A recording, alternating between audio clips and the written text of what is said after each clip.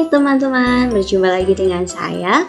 Pada kesempatan kali ini kita akan membahas materi IPA kelas 5 bab 3 magnet, listrik, dan teknologi untuk kehidupan. Kita akan mempelajari lebih jauh tentang topik B, bagaimana cara mendapatkan energi listrik, dan topik C, teknologi untuk kehidupan. Buat teman-teman yang baru saja bergabung dengan channel ini, jangan lupa ya untuk like, share, and subscribe. Oke, kita lanjutkan materinya. Di topik B, kita akan belajar tentang bagaimana cara mendapatkan energi listrik. Sebelum itu, teman-teman harus tahu dulu tentang definisi apa sih energi listrik itu. Ternyata energi listrik adalah salah satu bentuk energi yang berasal dari pergerakan benda yang sangat kecil yang disebut elektron. Elektron biasa berpindah dari satu tempat ke tempat lainnya dan menciptakan arus listrik. Jika energi listrik dialirkan ke peralatan listrik, maka peralatan tersebut akan mengubah energi listrik menjadi bentuk energi lainnya. Seperti yang pertama ada setrika, mengubah energi listrik menjadi energi panas. Kedua, televisi, mengubah energi listrik menjadi energi bunyi dan cahaya. Dan yang ketiga, ada pompa air, mengubah energi listrik menjadi energi gerak.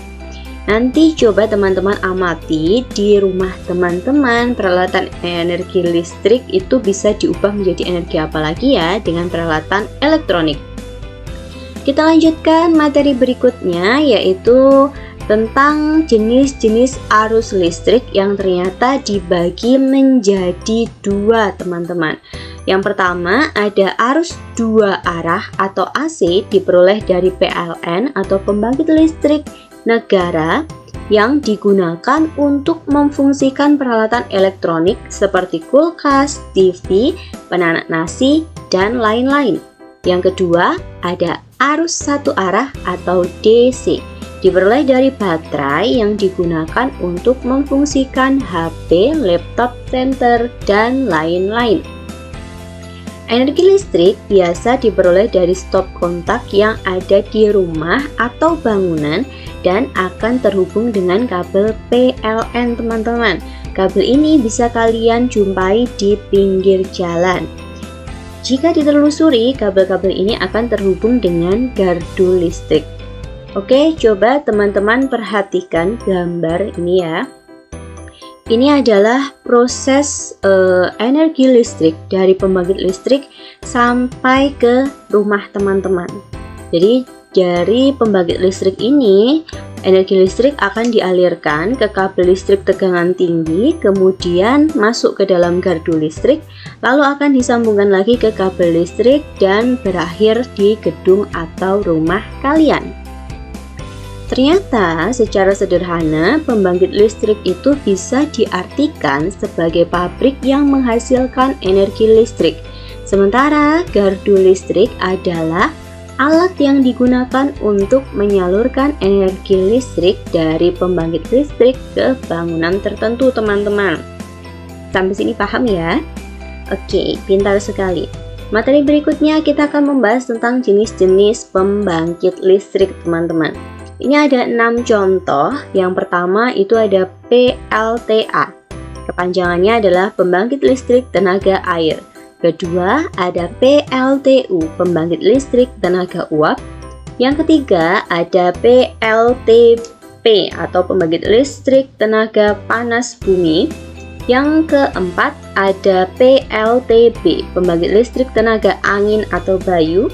Yang kelima ada PLTD, pembangkit listrik tenaga diesel. Dan yang keenam ada PLTG, pembangkit listrik tenaga gas. Sebenarnya masih banyak sekali ya teman-teman jenis pembangkit listrik yang lainnya. Dan pembangkit listrik ini merupakan pemanfaatan dari energi alternatif, teman-teman, atau energi yang dapat diperbarui. Oke, kita lanjutkan. Sekarang kita akan masuk ke topik C, teknologi untuk kehidupan.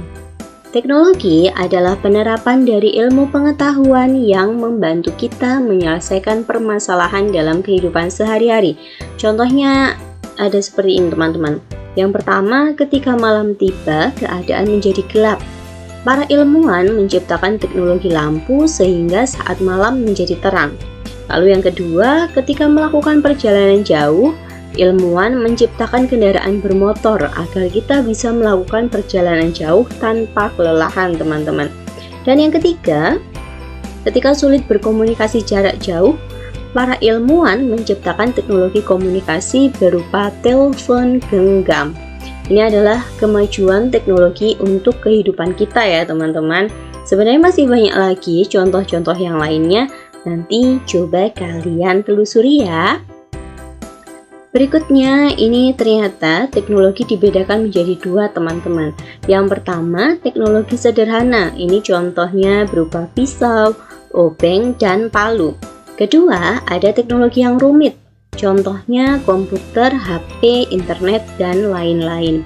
Jadi, seiring perkembangan zaman teman-teman, teknologi ini selalu diperbarui lagi. Nanti kemungkinan di masa depan akan ada nih teknologi-teknologi zaman dahulu yang sudah tidak akan lagi terpakai teman-teman karena sudah ketinggalan zaman. Dan selain itu, ternyata manfaat teknologi di masa kini itu bisa banyak banget teman-teman, meliputi segala bidang. Yang pertama itu ada di bidang teknologi kelautan teman-teman, di mana membantu para nelayan untuk mengetahui kapan waktu yang tepat untuk melaut. Sementara yang kedua di bidang pertanian, teknologi ini berhasil menciptakan bibit-bibit unggul di bidang pertanian. Lalu yang ketiga itu di bidang teknologi perdagangan, yang mana pedagang yang ada di desa dapat menjual barangnya di kota-kota besar dengan mudah. Ini merupakan kemajuan teknologi di masa kini yang sudah merambah ke berbagai bidang kehidupan. Oke teman-teman, sekiranya itu yang bisa saya sampaikan pada hari ini. Kurang lebihnya saya mohon maaf. Semoga video ini bermanfaat bagi kalian semua. Dan jangan lupa ya untuk like, share, and subscribe.